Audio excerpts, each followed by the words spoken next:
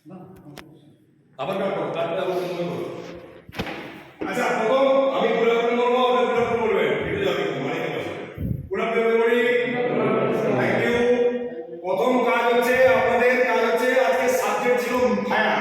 এ আমি প্রথম কি বললাম, ফায়ার মানে এ মানে ফাইট, কি বললাম এ মানে ফাইট, আই মানে ইনফরমেশন, ক্লিয়ার, আর মানে রেসপন্স, ই মানে এক্সপ্রেশন, ক্লিয়ার। এবার আমরা দেখব আগুন কাকে বলে। It is a chemical reaction there are three elements fuel oxygen and heat. তিনটে কারণে আগুন লাগে, ক্লিয়ার, তিনটে কারণে আগুন লাগে। একটা হুইল মানে কি বলে, হুইল কাকে বলে, এক নম্বর হুইল কাকে বলে, হুইল এ ইউ ই এ ই এল, হুইল মানে জ্বালানি, কি বললাম জ্বালানি। দুই নম্বর হচ্ছে অক্সিজেন, অক্সিজেন। তিন নম্বর হচ্ছে হিট। তাহলে আমরা এই তিনটে জিনিস আগুন লাগে, তিনটের মধ্যে যদি আমরা যে কোনো জিনিসটা সরিয়ে দেবো আগুন বন্ধ হয়ে যাবে, ক্লিয়ার। তাহলে আমরা আজকে ডিগ্রি জানলাম, ফায়ারের ফুল ফর্মটা জানলাম, এফ আই আর ই, ফায়ারের ফুল ফর্ম, ফায়ার কিসে কিসে আগুন লাগে সেটা আমরা জানলাম। এবার নেক্সট হচ্ছে আমাদের এক্সটিংগুইশার।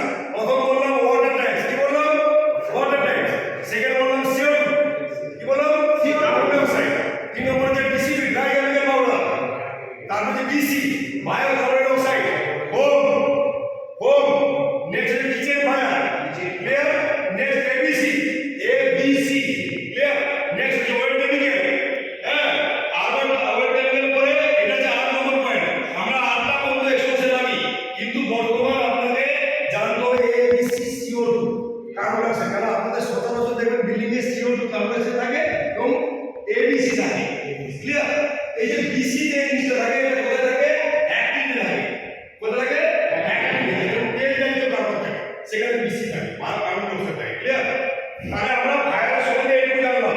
ফায়ার কাকে বলে, ইট ইজ এ কেমিক্যাল